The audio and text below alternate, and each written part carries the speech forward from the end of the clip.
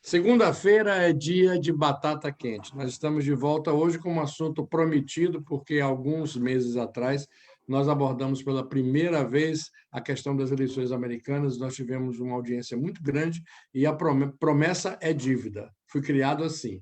Então, nós vamos ter esse segundo programa e provavelmente pelo menos mais dois até que se chegue ao dia das eleições, onde se decide mais uma vez um momento crucial na história dos Estados Unidos, um momento totalmente atípico, um momento político diferente, extremamente criativo, por pior que ele seja para alguns, por melhor que ele seja para outros. O fato concreto é que a América tem mudado muito. Essa é uma característica deste país, mas não com a velocidade que tem acontecido nos últimos 4, 5 anos, quando parece que a política foi virada de cabeça para baixo. Hoje, para discutir a batata quente que significa a eleição, onde vão se enfrentar Joe Biden, do Partido Democrata, e olha que nenhum dos dois ainda foi consagrado candidato, mas as coisas aqui não vão mudar a esse ponto. E Donald Trump, que tenta a reeleição, que muitos consideram será muito mais difícil do que a primeira eleição, mas é sempre bom lembrar que ele entrou no dia da eleição, há 4 anos atrás, como zebra, contra todas as pesquisas, e deu no que deu.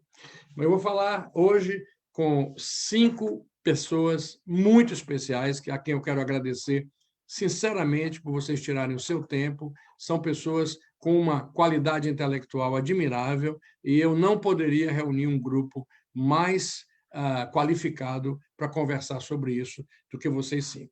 E eu começo com Carlo Barbieri, que é consultor, jornalista, analista político, palestrante e educador, empreendedor, artista cívico, ativista cívico e líder de muitas organizações relacionadas ao Brasil.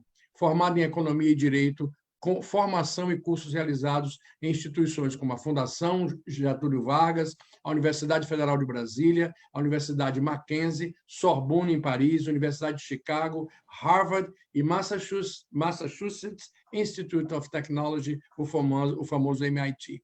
Ele é presidente do Oxford Group. Carlo Barbieri, boa noite de cara. Qual é o nó cego dessa eleição?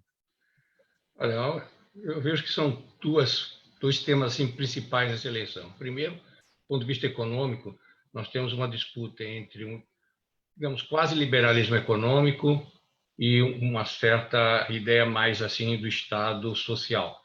Em termos da economia velha, nós estaremos dizendo que é uma briga entre, digamos, uma proposição mais assim keynesiana e uma mais do Hayek, certo? Do ponto de vista político, eu acho que a diferença maior está entre um estado de bem-estar social, ao modelo mais europeu, e um estado de mais livre iniciativa.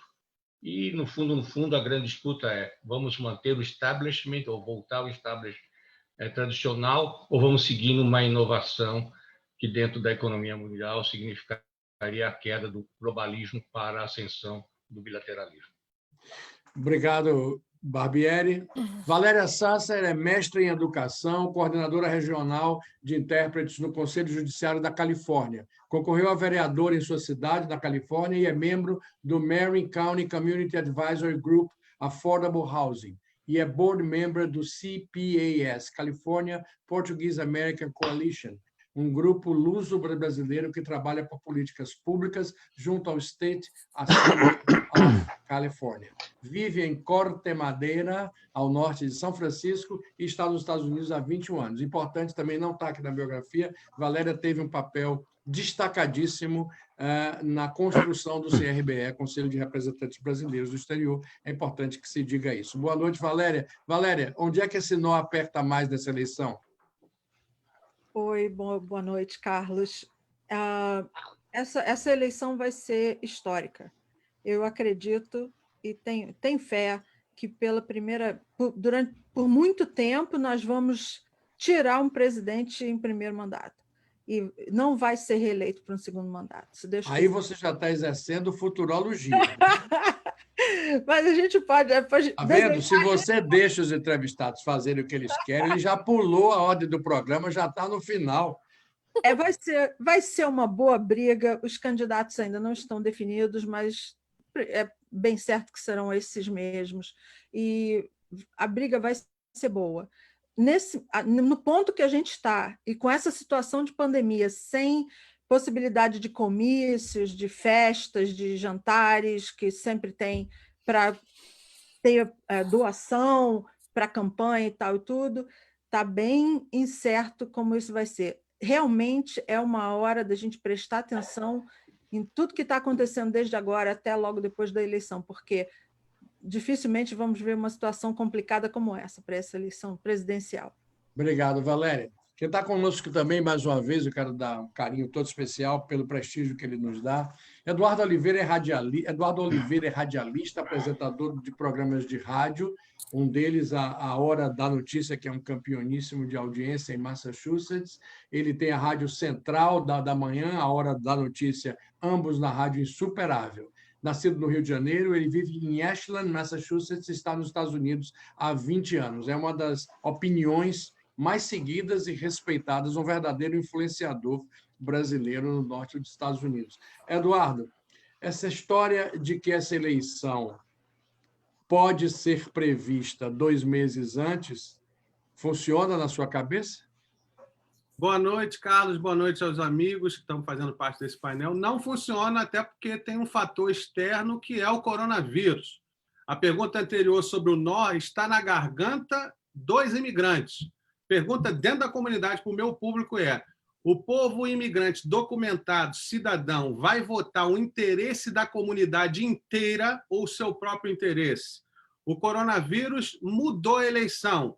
A eleição de novembro vai ser entre coronavírus e Donald Trump. Joe Biden corre por fora.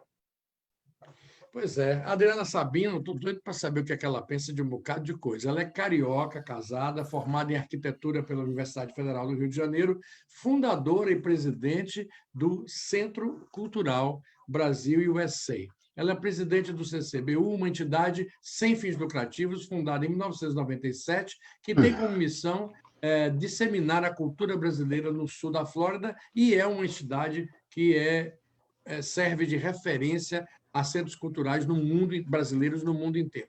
Vive nos Estados Unidos há mais de 30 anos e é uma extremamente participativa membro da comunidade brasileira no sul da Flórida. Adriana Sabino, é o coronavírus sozinho que vai resolver essa eleição, na sua opinião? Não, o coronavírus. Boa noite, obrigada pelo convite. Eu adoro discutir política. Eu acho que o coronavírus é um elemento importantíssimo, porque o Trump, antes do coronavírus, era o grande favorito.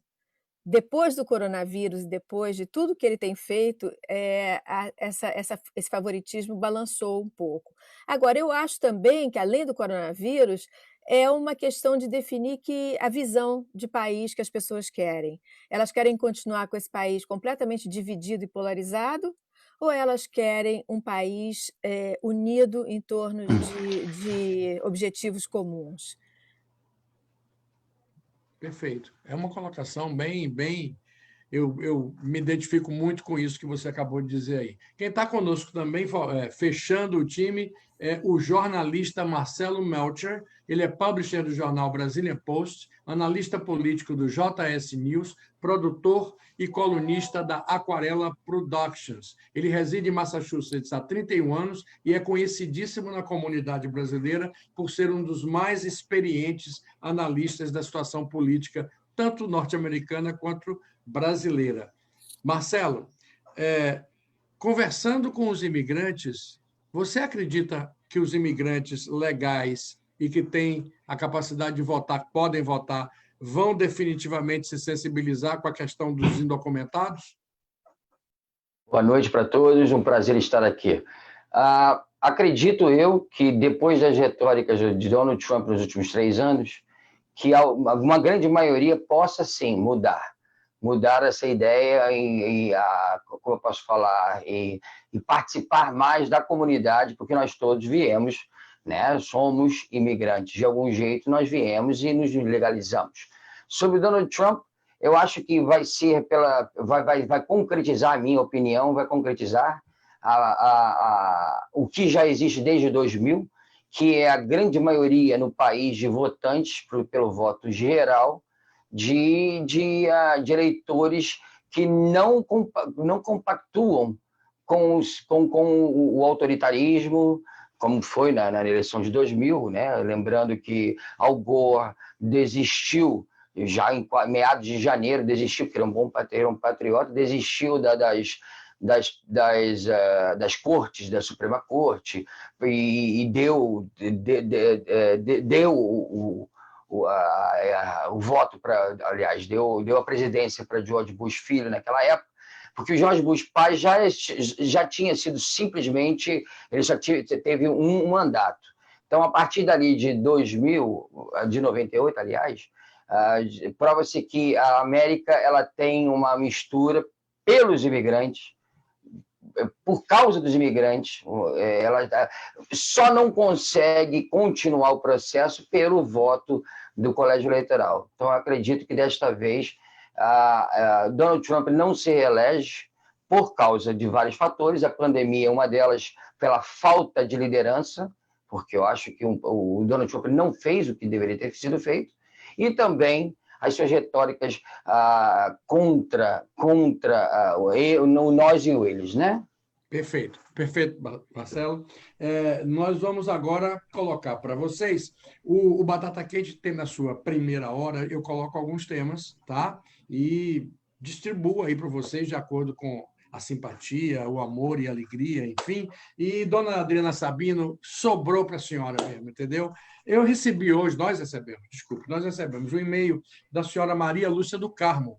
Maria Lúcia do Carmo mora na cidade de Palm Coast, aqui na Flórida, mais para o lado aí de Daytona Beach, lá para o norte. Quem conhece a Flórida sabe do que eu estou falando. E ela me fez um e-mail assim que eu fiquei... Não estranhei, porque eu já ouvi essa conversa outras vezes, mas achei muito interessante que ela teve a iniciativa de escrever um e-mail para mim, foi no site, procurou meu e-mail, para escrever que ela acha, Adriana, que o imigrante não tem que se meter na eleição dos Estados Unidos, que a gente tem que dar graças a Deus que está aqui, que está tudo bem. Claro que ela deve ser uma imigrante legal, né? E daí a gente deduz que ela não acredita que os imigrantes legais possam ter nenhum tipo de simpatia ou participar ou ativamente brigar em favor dos imigrantes ilegais. O que é que você diria para ela? Olha, eu acho que se ela mora aqui e paga imposto, ela está fazendo um erro enorme em não se envolver, porque a política impacta todos os aspectos da sua vida, num país, numa comunidade. Então, ela se omitir é uma atitude muito. Eu não tenho nem palavras para descrever isso, mas é uma alienação completa.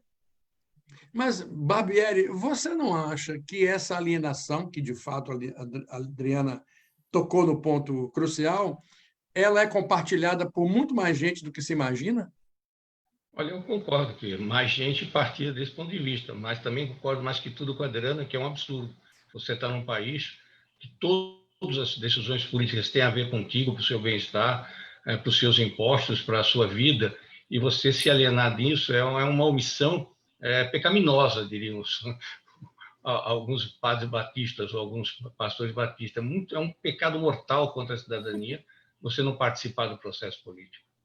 Valéria, você que participou do processo político e continua participando, foi candidata e tudo, como é que você sentiu a receptividade dos brasileiros à sua candidatura? Porque dos americanos, com certeza, lhe viram como uma latina tentando a carreira política, mas os brasileiros do seu entorno, com quem você lidou, da sua cidade, como é que eles lidaram com sua candidatura?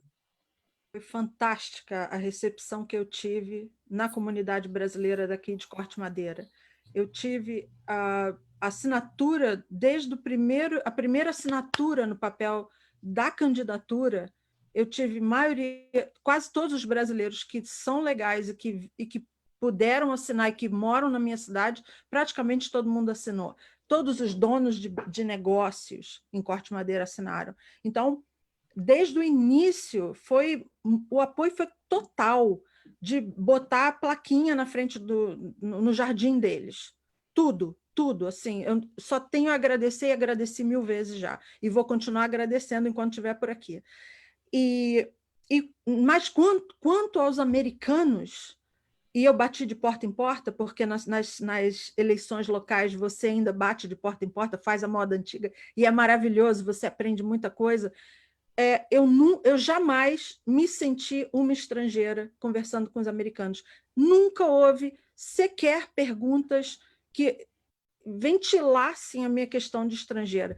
Minha experiência foi uma experiência altamente americana. Na verdade, as 2 vezes que eu senti preconceito por ser estrangeira foram de 2 estrangeiros, uma russa e uma francesa.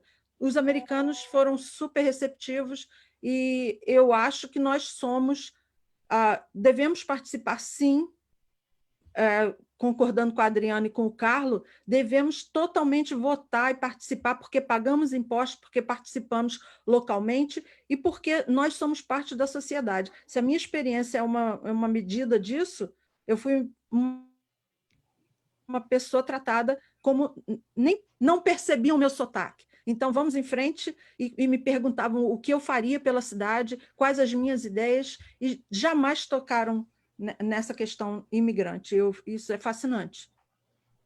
Valeu. Já estamos chegando aqui, reações, inclusive ao que a Adriana falou para essa dona Maria Lúcia, a gente vai fazer ela ficar famosa hoje, porque já chegou o seu José Pereira, de Boston.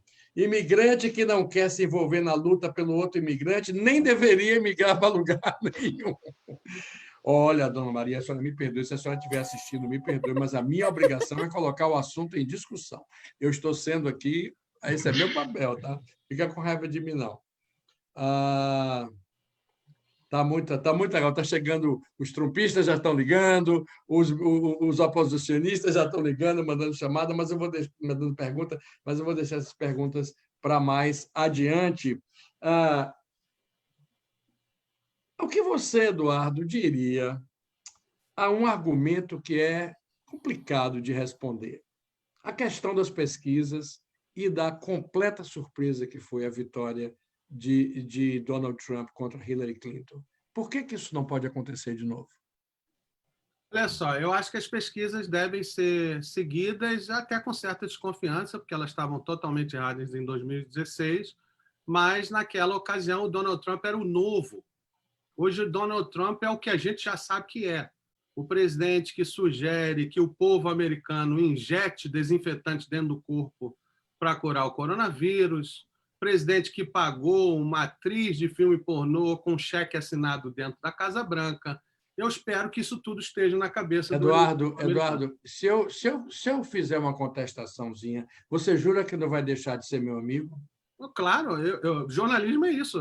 Não, mas é porque eu acho importante a gente ir fundo nessas questões. Muito antes dessas coisas horrorosas que Trump fez aí, Trump na campanha eleitoral anterior ao dia da eleição, fez coisas muito piores. Ele macaqueou e humilhou deficiente físico. Sim. Ele humilhou heróis de guerra. Ele destruiu a imagem de heróis desse país, entendeu? Isso não afetou em nada o atrelamento. Eu não diria que todo mundo que votou nele pensa exatamente como ele. Eu não diria isso, eu não seria estúpido. Não. Mas eu diria que existe por trás do suporte que ele recebe muito mais do que algum nível de racionalidade. Porque para julgar e para criticar essas coisas que você aponta, que eu critico, que você critica, que a gente acha um absurdo, você precisa ter bom senso. Parece que existe uma grande parte da população mundial, que a gente está vendo gente louca ser eleita no mundo inteiro, não apenas nos Estados Unidos, que não está se lixando para isso, você não acha? Olha, mas tudo volta ao ponto que eu falei, que apesar disso tudo que ele fez, ele ainda era o fator novo. Inclusive, no começo do governo dele, Donald Trump, brincava com o fato de que ele tem que ser presidential, ele tem que ser o modelo presidencial, ou seja, vinha das críticas de tudo que você falou. O que nós vimos foi um governo desorganizado, tanto que tem aí pelo menos uns 35 a 40 ministros ou secretários que saíram do cargo ou deixaram ou foram demitidos. Então, o que nós temos hoje é um Donald Trump que já se sabe o que ele pode fazer, que é muito pouca coisa, tanto que ele prometeu o muro que o México ia pagar e não cumpriu, os empregos que iam voltar, prometeu um monte de coisa e não cumpriu. Agora, sobre a pesquisa, o que eu acho importante é o seguinte, existe o fator surpresa do eleitor do Donald Trump ter vergonha de falar que vai votar para ele e mentir na pesquisa falando que vai votar para Joe Biden. Ou seja, aí a diferença que se acha que é 8 pontos numa pesquisa, 6 pontos na outra, 12 na outra, pode ser menor. Então, eu acho perigoso, para concluir, essas pesquisas ficarem falando que o Joe Biden vai ganhar, porque o jovem que nunca vota não vai. E o jovem precisa ir votar, até porque se o jovem foi capaz de enfrentar o coronavírus para sair para a rua pelo direito dos negros não serem mortos pela polícia por nada, esse jovem deve votar contra o governo que não quer fazer nada contra a polícia. Marcelo, você acha que o ponto mais fraco de Trump foi a incapacidade dele liderar o país nessa pandemia? Eu não acho que é o ponto mais fraco dele, porque ele, como o Eduardo acabou de falar, ele tem uma base ali entre 25% e 30% de republicanos, 20%, 25%, 30% de republicanos, que não adianta ele dar, como ele falava mesmo na campanha, dar um tiro no meio da Quinta Avenida e matar alguém, que eles continuam votando por ele.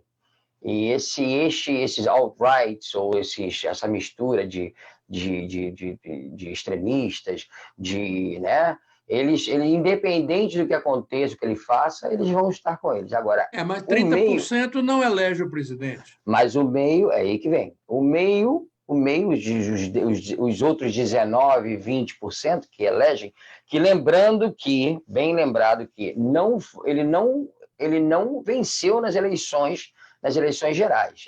Tem que lembrar bem isso. Foram 75 mil votos em 3 estados, Wisconsin, Michigan.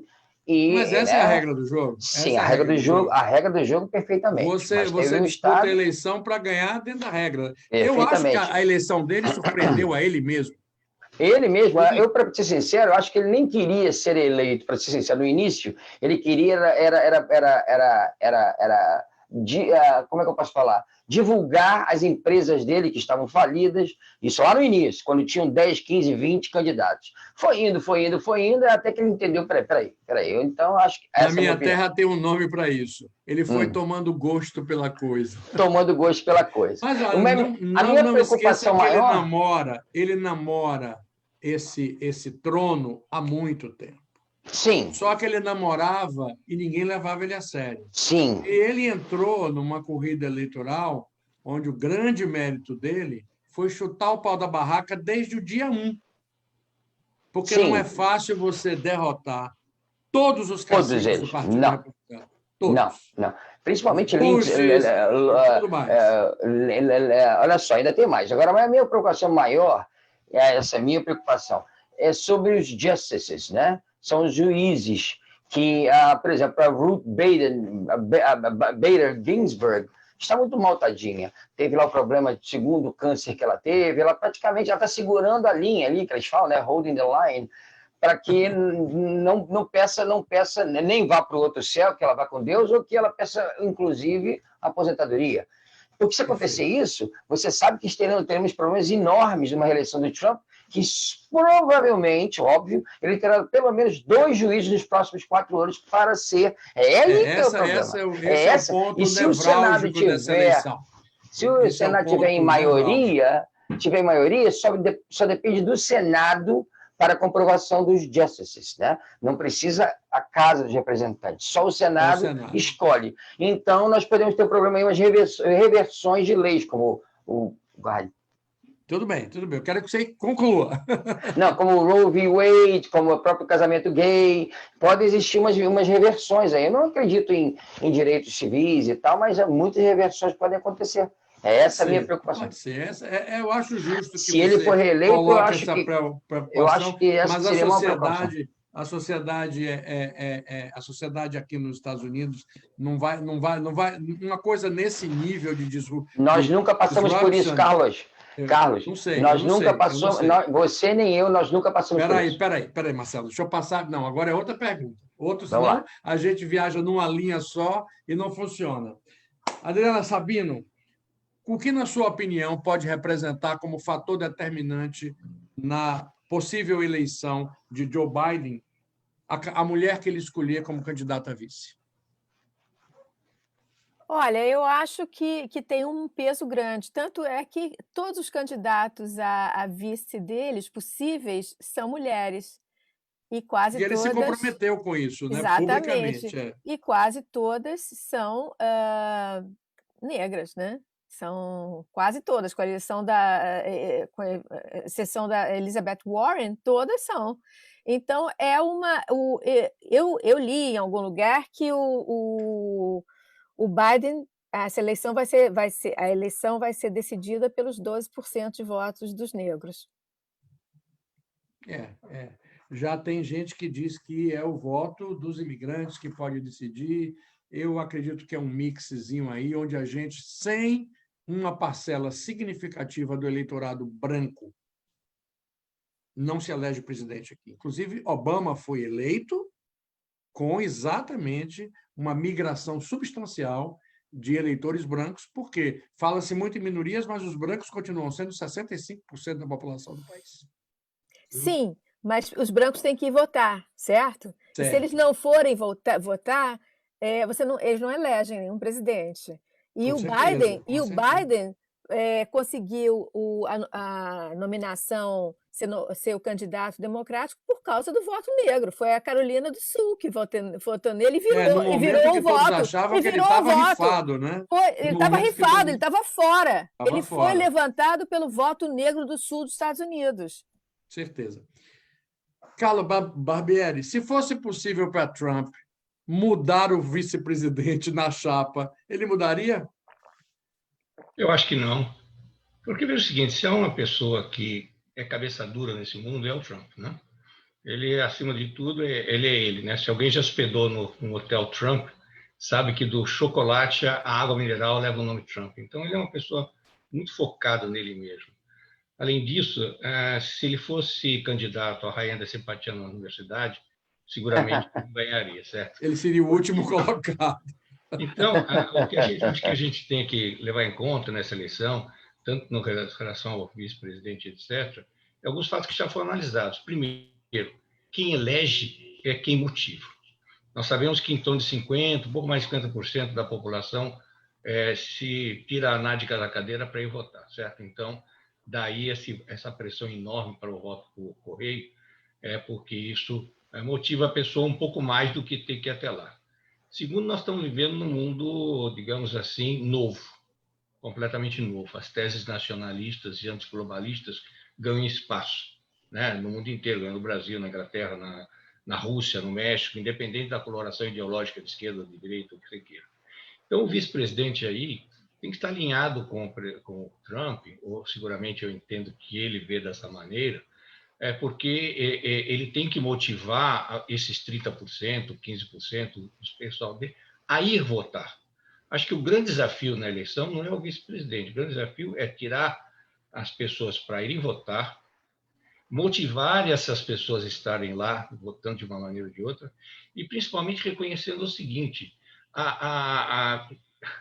quem pode fazer o Trump ganhar, se pudesse fazer, é justamente a burrice da esquerda americana radical. Quanto mais vezes você vê gente na rua, botar fogo nas casas, desrespeitar uma legislação, o americano ele é conservador. Ele pode ser afrodescendente, ele pode ser latino, ele pode ter origem asiática, ele é conservador.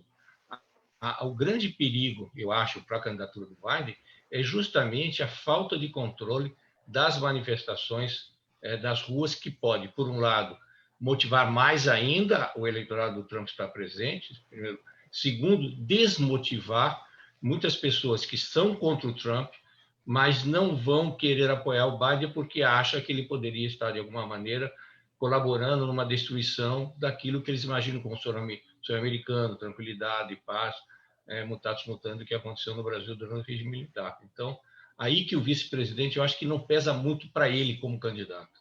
Como pesa para Biden. Mas, Valéria Sasser, me responda uma coisa. Você acredita que Joe Biden não é o candidato dos sonhos dos democratas? Acredito. O Joe Biden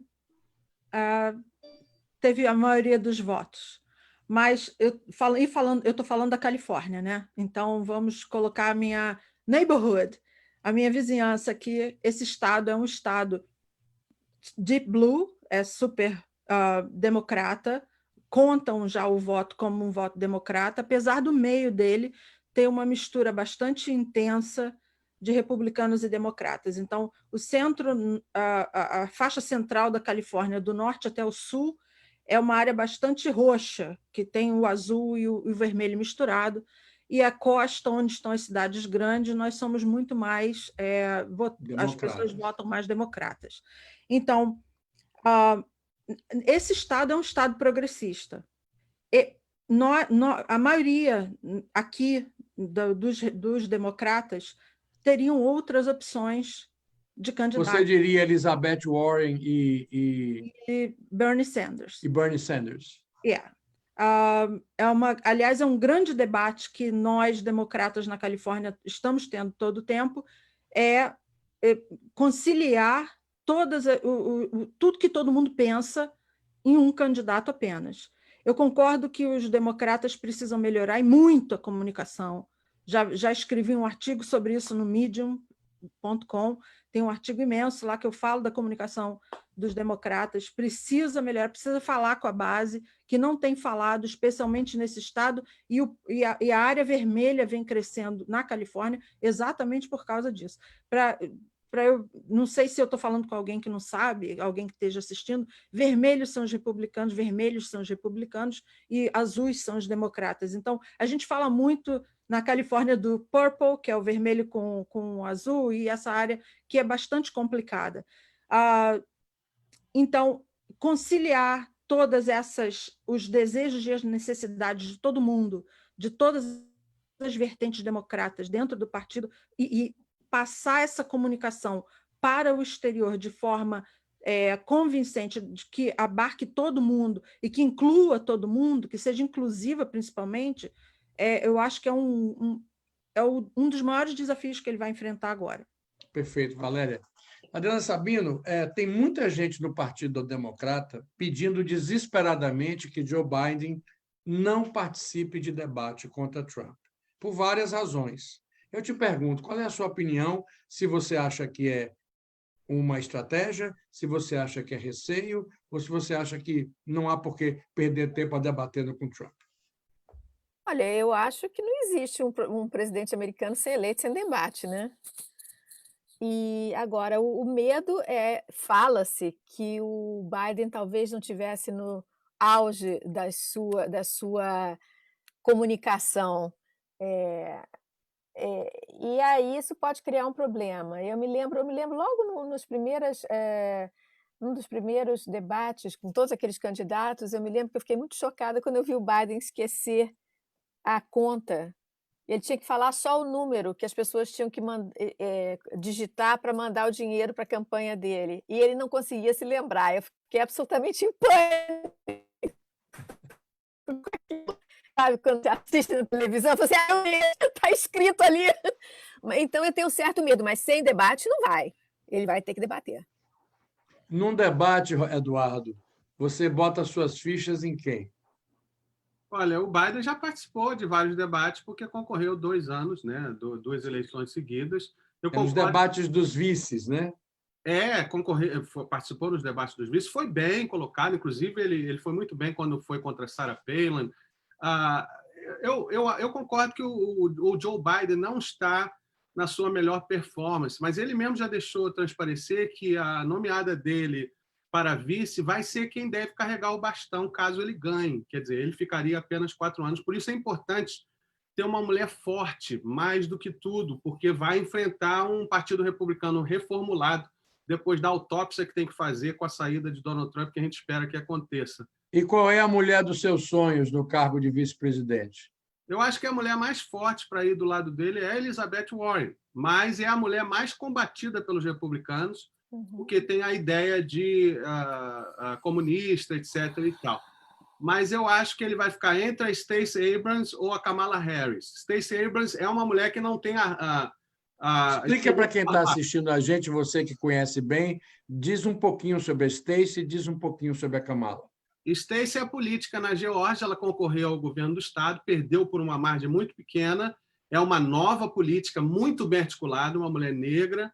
A Kamala Harris é uma procuradora de justiça, que inclusive tem algumas polêmicas dela em relação a como ela tratou os imigrantes na Califórnia, e ela é uma mulher forte também por ter trabalhado com justiça. Mas ela, Kamala Harris, foi uma das mais críticas contra Joe Biden nessa pequena campanha. Foi. Eu acho que é interessante a gente também colocar nesse debate o fato da eleição ser pelo correio. O nosso amigo Carlos Barbieri tocou nisso um pouquinho. E existem nos grupos de chat de jornalistas a ideia, que é até um pouco interessante de ver, meio que uma teoria de conspiração, que o Donald Trump, na verdade, quer o voto pelo correio, mas ele fala que não, porque ele acredita que ele falando não, os democratas vão fazer o que ele quer, que é o não, né? Por quê? Porque ele acredita que o eleitor mais velho é melhor no correio do que o eleitor jovem. Eu, quando vou no correio, só vejo velhinho lá, inclusive atrás do balcão. Então, tem essa teoria. E a outra coisa sobre a questão do correio é que, na verdade, Donald Trump, se ele realmente não quer que a eleição vá pelo correio, é porque, no começo do governo dele, ele queria atrapalhar o serviço do correio para ir contra o Jeff Bezos, que é dono da Amazon, e a Amazon de 20% a 30% é enviado pelo correio. Então, existe uma expressão no inglês que fala karma is a bitch, né? Então, o karma voltou que o correio vai ajudar na eleição, talvez contra ele, entendeu? Então, assim, esse governo é muito diferente de tudo. Eu lembro na campanha, quando o Mitt Romney foi candidato, que ele perdeu a eleição ou saiu dos trilhos da sua campanha porque ele falou que tinha um formulário lá cheio de mulheres que ele contratava. Isso era escândalo. Hoje, o que o Donald Trump fala, nada é escândalo. Estamos vivendo na época da rede social. Rapaz, você parece que adivinhou meu pensamento. Eu ia usar uma palavra agora para puxar o assunto para Marcelo. Marcelo, você é um cara que tem muita experiência com comunidade. Eu sei porque eu lhe conheço há muitos anos e sei que você é um cara super relacionado em todos os níveis da população. Então, você pode trazer para a gente o sentimento da rua. Eduardo também, no rádio, tem isso. Valéria também tem isso no contato com o público. Nós finalmente chegamos a um ponto em que não há absolutamente nenhuma preocupação com ética e vale tudo. Vale tudo em que sentido? Vale tudo para ganhar a eleição. Não, não vale tudo. Vale não, fazer não... churrasquinho de mãe, churrasquinho de vó. Não vale tudo. Como a nossa querida falou ali há mais tempo, Adriana. Ela falou, Adriana, ela mencionou sobre a comunidade, muito importante. Eu acho que a comunidade brasileira que não vestir essa Você ideia... não vai responder minha pergunta, Marcelo, e vai fugir? Aqui eu não deixo isso, não. Não. Aqui não. Você vai me responder. Olha, a sua resposta pode ser curta, não precisa ser longa. Tá. Você não acredita Marcelo, que vale tudo? Não acredito que vale tudo. Não, porque foi com essa retórica de vale tudo que o Trump hoje é presidente, né? Então, mas foi com essa retórica de vale tudo que ele continua presidente, tem esperança de continuar. Bom, ele continua presidente porque ele teve um mandato de 4 anos. Agora, se ele vai continuar... ele não foi impeached. Ele não foi impeached porque... Ele foi impeached pelo Congresso, mas não foi pelo Senado. Ele foi impeached, sim. Ele foi impeached, mas o impeachment... Ele foi, mas o impeachment não se consolidou. Ele foi impeached. Só quem impeach um presidente é a Câmara, a Casa dos Representantes. O Senado está aqui, o doutor Sim, o Senado fez o quê? O Senado, como é que se diz? Não, mas ele foi impeached. Ele absolveu, né? O Senado absolveu. Então absolveu, mas ele foi, sim, ele foi impeached. Ele é impeached, é um impeached presidente impeached. Está na folha corrida dele. Porque nem abriram as possibilidades de provas no Senado para que existisse uma votação, né? Então, deixa bem claro. Existe, eu acho que a honestidade do país, esse país, quando eu vim aqui, eu acho que a honestidade era uma das coisas mais importantes. Depois de 2001, acho que os americanos ficaram mais... eu acho que já ficaram mais com o olho, tipo, peraí, existe possibilidade disso e daquilo. Acho que mudou um pouco. Existiu uma América antes de 2001 e depois de 2001. Aí eu concordo contigo. Nesse caso... Eu E eu vejo também... Você concorda comigo que existem duas Américas, uma de antes de 2001, sim, né? em vários sentidos, inclusive no de acreditar, de acreditar. Só um instantinho. Não vamos falar os dois ao mesmo tempo, não, que não é bacana. Em vários sentidos. Os ataques às torres mudaram o tecido psicológico do país, aquela sensação de indestrutibilidade, de inviolabilidade. Foi como um estupro emocional em larga escala. E eu acho que a política vem se deteriorando a partir do eu não tive relações sexuais com aquela moça. O presidente na televisão mentindo claramente, e a partir daí ele também foi impeached sem ser impeached. O caso de ele foi impeached por uma casa, mas o Senado não deixou a coisa andar. Então, aliás, o Senado, só para lembrar, o Senado, você está falando de Bill Clinton, não é isso? Bill Clinton, o cara isso. que falou que não teve relação mas isso foi sexual antes de 2001, né? O Bill Clinton, ele foi impeachment. Por isso eu estou dizendo, o choque político é anterior. E aí responde a sua pergunta, existe o Vale Tudo? Olha aí, está aí a resposta. E o Vale Tudo, essa história do Vale Tudo serve até para falar agora. Gente, tenho que dar uns alôs aqui, porque está absurdo de gente. Olha, Eliseu Dama, vou dar seu recado aqui.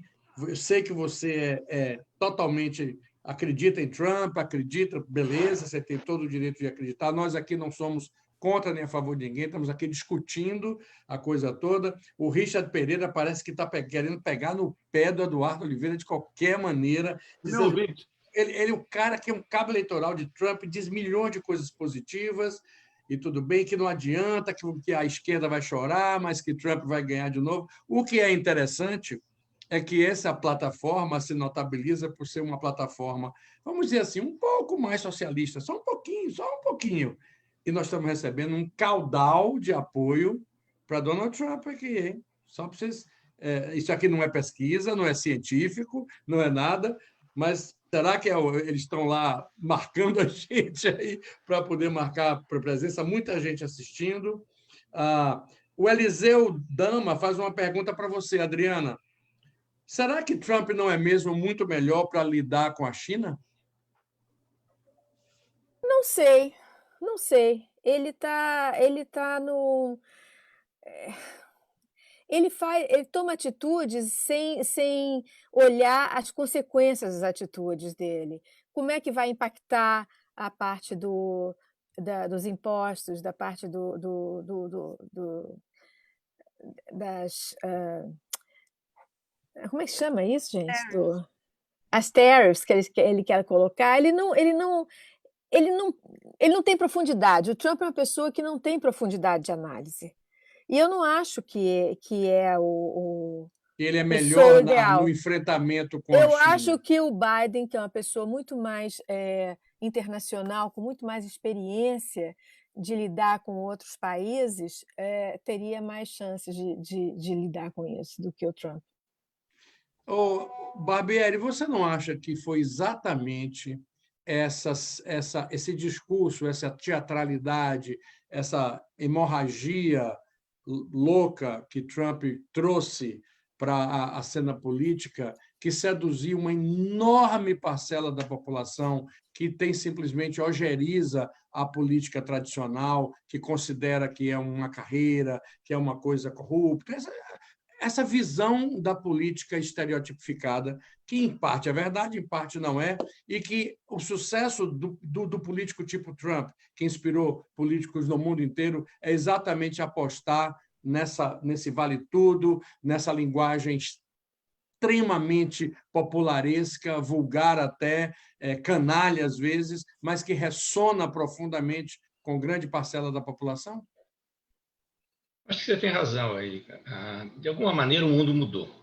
Como eu disse na vez anterior, na intervenção anterior, nós saímos de uma filosofia globalista, que foi aquela que empolgou a todos nós durante muito tempo, no sentido de melhorar a qualidade de vida, desenvolver as nações menos favorecidas, etc., para uma política nacionalista em função do fracasso, de alguma maneira, do globalismo, no sentido de uma distribuição real das riquezas. E a China, e me perdoem os que não concordam comigo, ela tem uma vontade de poder enorme. Não há dúvida nenhuma que o mundo se divide hoje entre China e o resto, certo? A China tem a busca do poder de uma maneira explícita. Se você pegar o plano 2025 da China, que diz claramente que ela vai dominar o comércio mundial a partir da logística, e ela fez tudo, a roda das sedas, a compra de portos e até a compra das 2 entradas do Canal do Panamá, e ela diz no projeto que a partir de 2025 ninguém negociaria nada no mundo que não passasse pela China. Independentemente de eu concordar com a Adriana que o Trump não é uma pessoa tão profunda nas suas análises, alguém deve ter soprado para ele o seguinte: ou nós diminuímos a velocidade da China para tomar o poder mundial, ou em 2025 ela domina pelo menos a parte do comércio, sem precisar dar um tirinho sequer, certo? Então, se essa mensagem chegar de uma maneira clara e sem estereótipos, sem essa comunicação, digamos, um pouco ardida do Trump à população, eu tenho a impressão que isso vai representar um peso enorme no processo eleitoral. Porque eu acho que, eu volto a dizer, o Trump não é nenhuma pessoa que se elegeria a rainha da simpatia, certo? Mas, se ele conseguir trazer o eleitorado para entender de que a briga com a China vai ser mais bem representada por ele do que o seria pelo Joe Biden, apesar da sua experiência internacional e etc., essa parcela neutra, que normalmente é quem decide a eleição, nem é o republicano, nem é o democrata, é o independente, poderá acontecer dessa parcela neutra se sentir mais protegida no que diz respeito àquele bate-sempre, que é emprego, defesa dos interesses nacionais, etc., com o Trump do que com o Biden. Eduardo, o Celestino de Títio, de Orlando, pergunta: existe realmente esquerda nos Estados Unidos? Existe. E existe uma esquerda mais organizada do que a gente vê no Brasil, né? Que todo mundo briga entre si, por causa da coisa mais bipartidária aqui, né? Nós, apesar de tudo, temos Partido Verde aqui e tudo, mas não ganha projeção a esquerda, que é o Partido Democrata. Mas é uma esquerda diferente, porque a gente não tem as brigas aqui que a gente tem no Brasil, ainda por muito mais luta de classe do que outra coisa. Aqui, durante muito tempo, principalmente no governo Obama, foi uma briga muito ideológica nos assuntos que tocam mais na opinião do que na vida prática. Por exemplo, eu vivo no estado que aprovou o casamento gay, o primeiro da União. Eu, como homem heterossexual, não mudou em nada a minha vida. E depois que a Suprema Corte fez também o casamento gay, aprovou, porque o Congresso nunca aprovaria, o Congresso conservador, não mudou nada na vida de ninguém também. Então, eu acho o seguinte: a esquerda aqui, ela vê o interesse do imigrante, e muitas vezes a esquerda, principalmente de Massachusetts, é covarde. Até hoje não temos carteira de motorista em Massachusetts, quando nós temos 15 estados que já passaram carteira de motorista, incluindo o conservador Utah dos Mormons. Então, assim, tem esquerda, mas a esquerda já percebeu que o imigrante muitas vezes é muito barulho e pouca ação. Por exemplo, quando a eleição não é eleição presidencial, os hispanos, o número de votos de latinos indo votar é 15% dos que podem votar. Isso não é nada. Então, é preciso a participação, e eu discordo da senhora lá no começo da nossa batata quente. Vou dizer o nome dela, peraí, porque a gente quer que ela fique famosa. Dona Maria Lúcia do Carmo, de Palm Coast. A Adriana está se divertindo. Eu espero que ela não esteja vendo, e se estiver vendo, a gente está só curtindo numa boa, com o maior respeito, porque a gente tem o maior respeito, mas que a gente ficou meio tiririca, ficou. Claro, Dona Maria Lúcia, deixa o imigrante participar. Não é a senhora que escolhe, não. Existe um princípio chamado no taxation without representation, ou seja, não vão me taxar se não tiver representação. Olha, quem fala imigrante não paga imposto. Não paga imposto de renda, muitas vezes. Eu conheço muito americano que também não paga. Mas cada Coca-Cola que a gente compra tem imposto. Eu moro em Massachusetts, ou seja, aqui é cheio de imposto. Maria, relaxa, vê a novela, vê a Record e deixa o povo participar. Porque o imigrante participando é que o povo melhora o país. Exatamente. Existe aqui cidade de Newton que quer que imigrante documentado participe na eleição. Eu sou a favor. Os nossos filhos servem para ir ao lado do americaninho lá estudar, mas o pai desse filho não serve para votar? Que história é essa? A gente não pode ser representado? Ou seja, diminuir direitos não é coisa de liberal, é coisa de conservador. Com certeza. Olha, lá de Boca Raton, a Eliana Pfeffer concorda com quem falou que Trump era novidade. Quem foi que falou que Trump era novidade? Você, ela concorda com você e diz que agora, e ela diz que ela vive numa comunidade de muitos americanos, que agora ele é uma espécie de vergonha e mancha na comunidade internacional. Enfim, tá dado o seu recado aqui. E a gente tem ainda um tempinho de programa que eu quero dedicar no final para o impacto que essa eleição pode ter no nosso amado, querido e jamais esquecido Brasil, né? Porque eu sou de um tempo que eu aprendi da escola, e olha como é a vida. Eu vou contar isso para vocês rapidinho, não estou querendo aparecer, nem tomar a coisa de vocês, não. Mas era muito engraçado. Eu estudei em colégio militar, tá? E gostava muito. Foram 17 anos e eu faria tudo, começaria tudo outra vez. Era outra época, era outro mundo. A gente estudava Marx no colégio militar. E se dizia, numa época de nacionalismo, né, que eu era adolescente na época da ditadura, de que a relação do Brasil com os Estados Unidos era uma piada que todos sabem. Quando os Estados Unidos espirrava, o Brasil pegava uma pneumonia. Isso continua sendo uma verdade, Carlos Barbieri? Mas acho que não é uma verdade absoluta, não. Os países têm a sua independência. Hoje, se a China espirrar, o Brasil tem uma pneumonia. Eu acho que o Brasil, entrando no seu tema, Carlos, é o país mais beneficiário dessa briga entre a China e os Estados Unidos. Por um lado, o Brasil é o maior fornecedor de matéria-prima, o maior fornecedor de commodity para a China. E a China não tem ideologia nos negócios, ela tem ânsia de poder. Aqueles que são mais velhos, como nós, vão se lembrar que o primeiro país da América Latina que a China estabeleceu relações nos anos 73 foi com o Chile de Pinochet. Então, isso mostra, de uma maneira histórica, que a China ela quer o poder agora. Pragmatismo nisso. Pragmatismo completo. Pragmatismo. Mas quem seria melhor para o Brasil? Trump, que foi cortejado, cultuado, beijado, abençoado, tudo mais, por Bolsonaro ou Biden? Adriana, peraí, só um instantinho, não responda agora não, cara. Desculpe, Adriana, você. Eu acho o seguinte, quer dizer... Não, Adriana, ela ia fazer uma interferência, né, Adriana? Uma interferência rápida sobre a pergunta. Eu acho que o Brasil, com o Bolsonaro, apostou todas as fichas no Trump. Ele botou todas as fichas no Trump. Ele simplesmente fez uma declaração de amor. Ele chegou a dizer I love you. Então, é complicado. Se o Biden ganhar, vai ser uma virada de política exterior assim, de 180 graus. Vai ser uma loucura. Diga, Barbieri. Eu acho o seguinte, por outro lado, com essa briga toda, os Estados Unidos abriu um espaço enorme para a presença da indústria brasileira aqui no mercado americano. A China exporta para os Estados Unidos hoje 486 bilhões de dólares e importa 163. Ora, com essas supertaxações, a indústria brasileira ganha competitividade.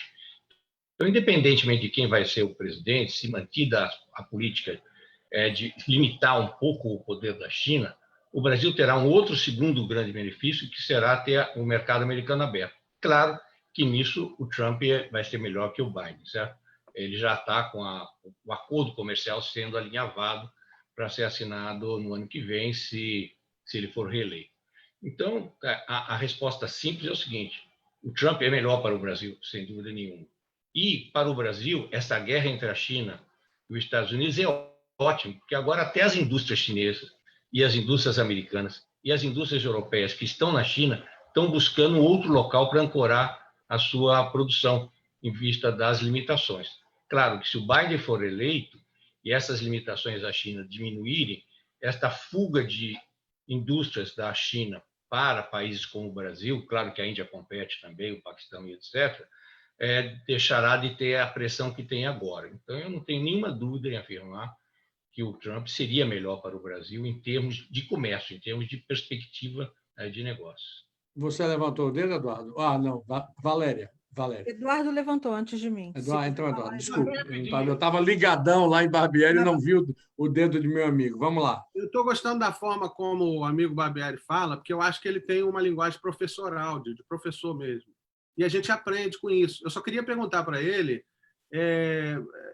eu concordo que o Trump seja melhor para o Brasil no seguinte sentido, tem tanta briga que a China procura outros parceiros e aí o Brasil acaba pegando essa rebarba. Mas, por outro lado, o Trump impõe tarifa no aço do Brasil, quer dizer, atrapalha demais. Você não acha que uma coisa vai pela outra? Quer dizer, o Trump é um amigo meio inimigo do Brasil também? Olha, eu acho que se a gente pegar o fato, na verdade, é um jogo de cena. O Trump alegou que ia pôr tarifas, disse que ia pôr tarifas, e não pôs, porque, na verdade, vamos entender como é que o Trump trabalha. O Trump trabalha naquele sistema russo de colocar o bode na sala. Ele coloca o bode, aí ele negocia para tirar o bode. Ele não fez nada de bom, mas ele tirou o bode da sala.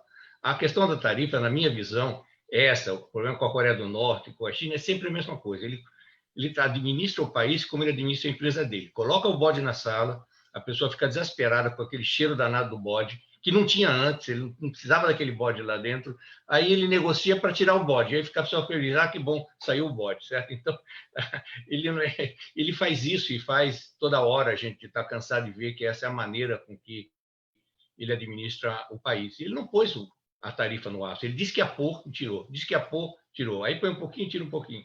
É a maneira dele ser, não quer dizer que eu concorde com isso, mas estou dizendo que essa é a maneira que eu vejo e analiso a política dele. Não foi, não. Na verdade, essa questão do aço e da tarifa, ele ameaçou, mas o Brasil compra o carvão daqui para produzir o aço lá.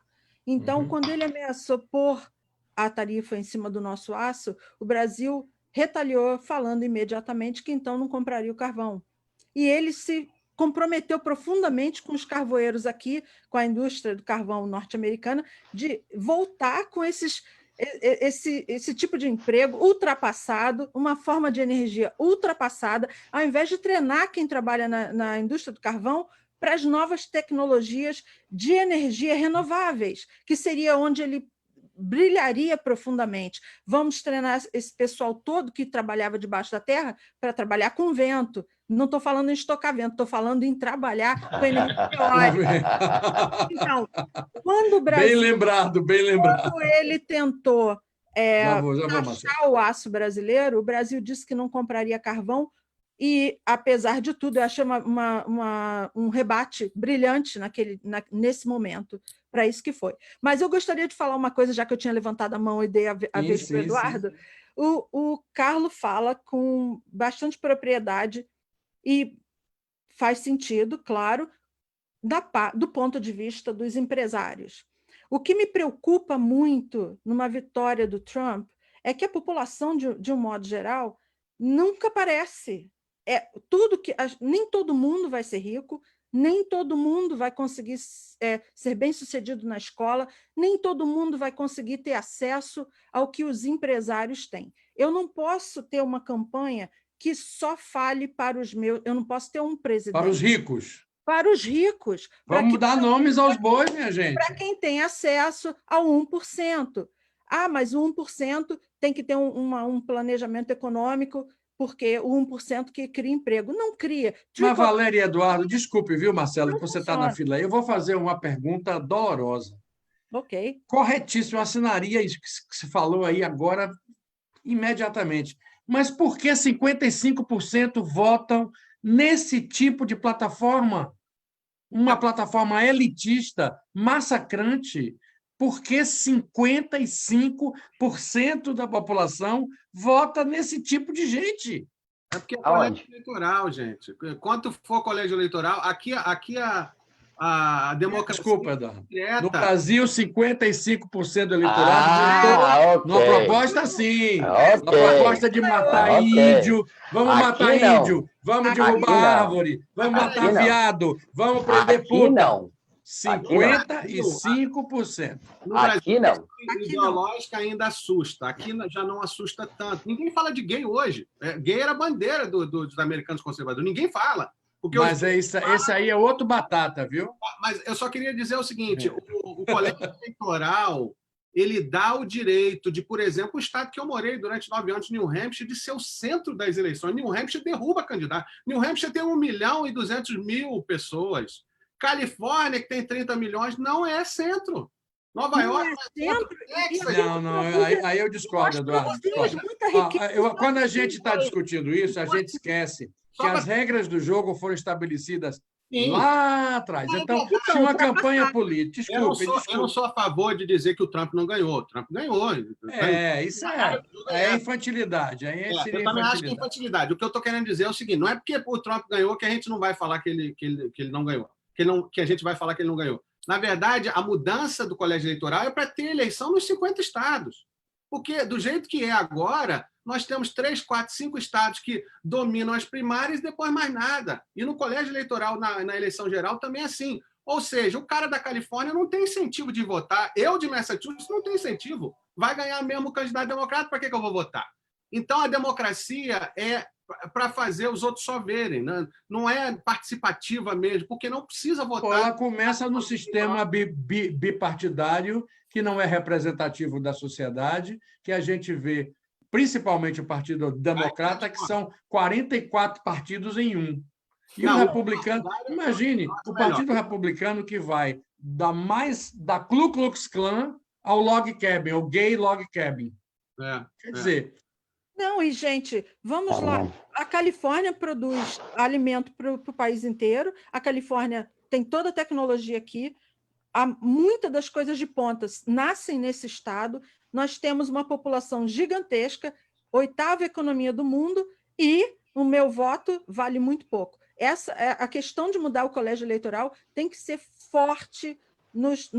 Entrando um presidente democrata, tem que trabalhar forte. Espera aí que Marcelo está já... Sem contar com o que o Valério acabou de... porque ele levantou o dedo tem 15 não, minutos. Eu ia falar sobre o que o senhor Barbieri falou, mas agora eu já vou aproveitar essa deixa da Valéria, sem contar, Valéria, que o estado da Dakota e North Dakota tem 4 representantes no Senado, 2 em cada um, né? E no total de senadores, todos sabem que são 100. Ora, bolas, o número de pessoas que moram nos 2 estados não dá 1 milhão, enquanto a Califórnia tem... Olha só aí a representatividade, né? E como é que pode, em 2 estados que deveriam ser um só, terem 4 senadores que vão fazer diferença lá nos votos, enquanto a Califórnia tem os mesmos 2 senadores? Tá aí, Exatamente. Eu acho muito otimismo. É brutal. Muito otimismo de vocês e fico muito feliz de ver gente jovem como Valéria, como Eduardo, como Marcelo, como Adriana. Estou com 5.0, hein? Estou com 5.0. Cheios dessas... Eu não vejo como a classe política jamais, por iniciativa própria, vai mudar as regras do jogo. Quem não quer que mude? Quem não quer? Adivinha? Republicano. Republicano. Agora, Existe uma coisa, se me permite, existe uma coisa... Vocês estão sendo partidários. Não. Peraí. Vocês se lembram do governo Bush? Sim. Do governo de George do primeiro W. Bush. E do 2. O primeiro, sim. Não, o segundo. Ok. Execrado por todo mundo, que todo mundo chamava de imbecil, que todo mundo chamava de sorvetão. E ele foi reeleito? Foi reeleito. O segundo... Uma das regras do programa é não falar em cima do outro. Tá? Eu estou falando de alguém que eu já vivi aqui o tempo todo, 31 anos aqui. Eu vi George W. Bush ser tratado como um palhaço. Correto?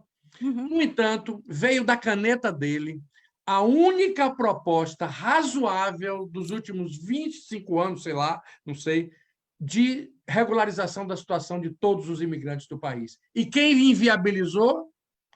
Não, sejam honestos, por favor.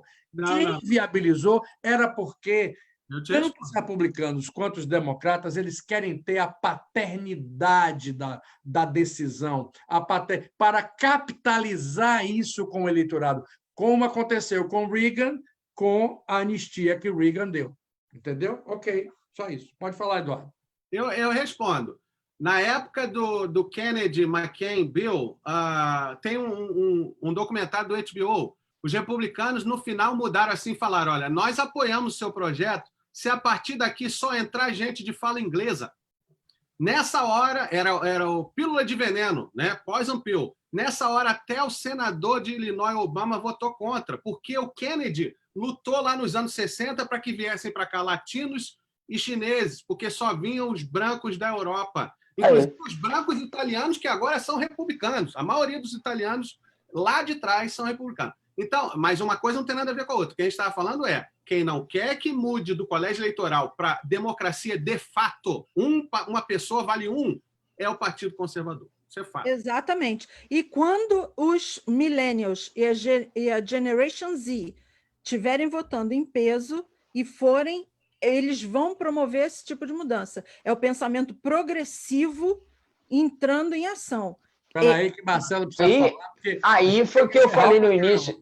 Aí foi o que eu falei no início do programa, que as duas vezes que um presidente republicano foi eleito, foi com voto na maioria dos democratas. Ou seja, como a Valéria acabou de falar, no futuro próximo, os democratas, os progressistas, porque tem a grande maioria no voto, mesmo que não tenha o churn out, que a palavra-chave é churn out, é fazer com que as pessoas que têm direitos a votar vão votar.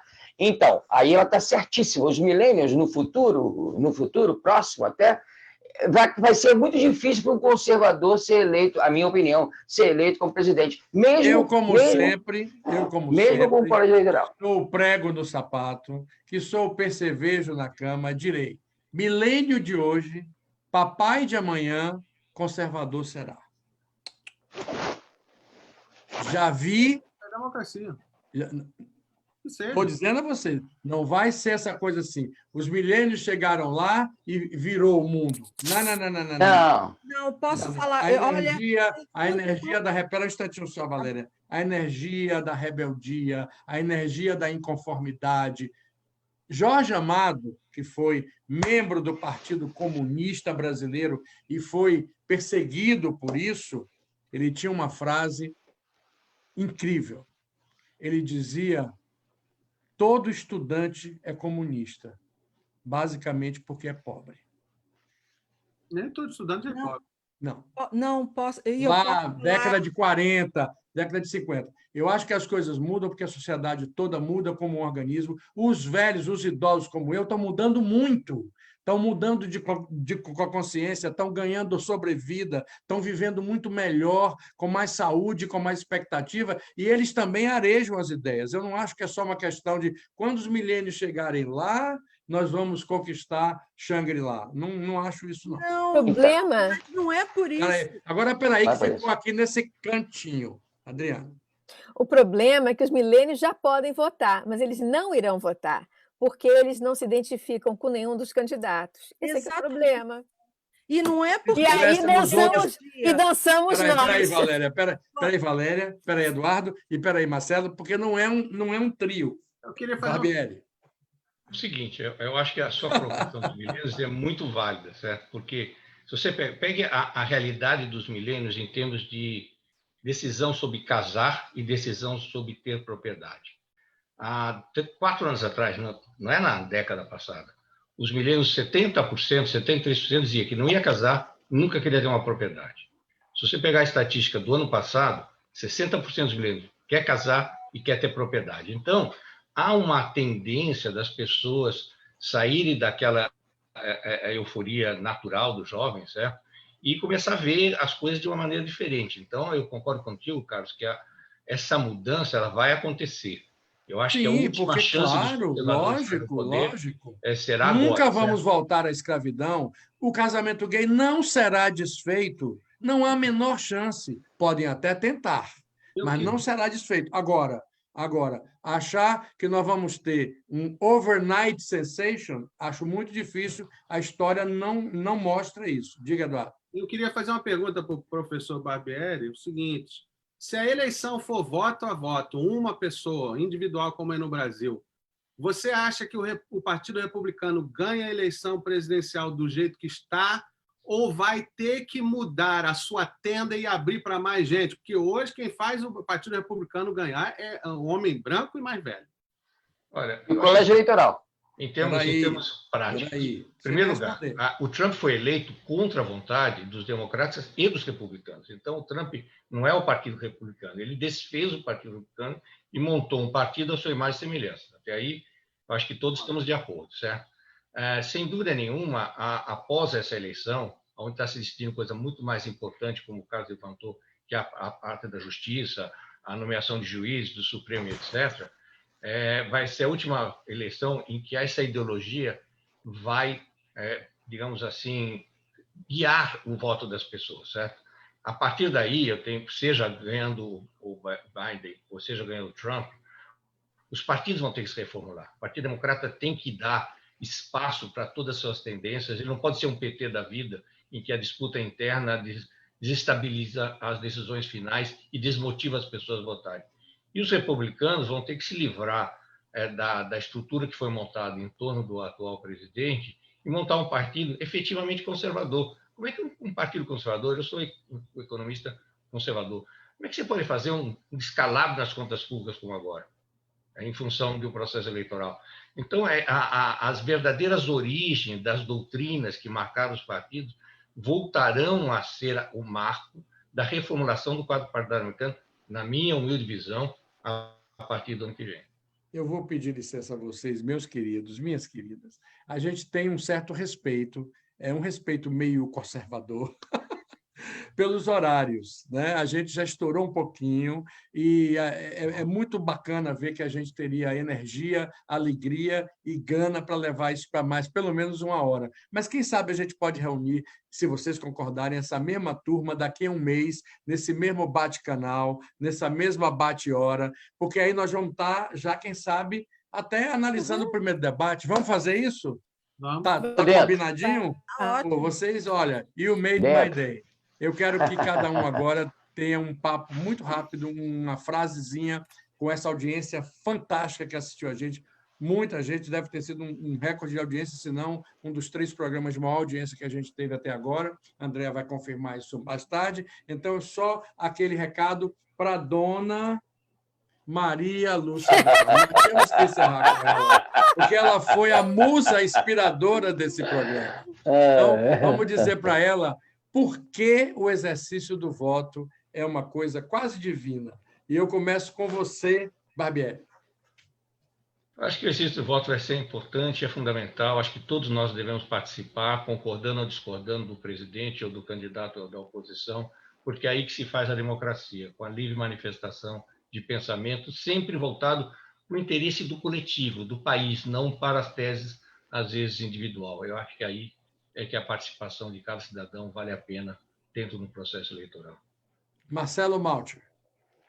Boa noite, obrigado pelo convite. O voto é importantíssimo, que nós nunca deixemos de participar do processo eleitoral, porque nós temos as nossas vozes, né? Porque é muito fácil depois dizer, olha, eu não concordo com isso, mas se você não participou. Então, peço que as pessoas que estejam ouvindo esse programa maravilhoso, que exerçam esse seu direito e participem desse processo que é importante, seja contra ou a favor de quem for. Essa é a minha opinião. Muito obrigado, Marcelo. Vou continuar seguindo você todos os dias lá no JS. Obrigado. Muito bom o trabalho que está sendo feito lá. Muito obrigado, meu irmão. Valéria Sasser. Oi. A política é a arte do compromisso. Então, vamos pensar no compromisso que nós temos conosco. Primeiro, votar pelos nossos próprios interesses. Não vote pelo interesse de outras pessoas, vote de acordo com o seu interesse, que é uma coisa que foi falada recentemente a respeito de mulheres, e eu totalmente concordo. E, no nosso caso, imigrantes. Vamos votar de acordo com o interesse nosso e o interesse de nós como comunidade, de todos nós como uma comunidade que somos. E vamos partir para os compromissos. Não vamos perder essa coisa de polarização e de brigas com coisas que nem interessam mais, na verdade. Vamos partir para o compromisso. Compromisso com as comunidades. Obrigado, muito Valéria. Bem. Eduardo. Ô, dona Maria, gostaria que a senhora fosse mandar para o programa debater comigo. Que, olha, eu não sei por que a senhora falou isso, para quem chegou agora, meu irmão chegou agora lá do Canadá, o Denis, um abraço para ele.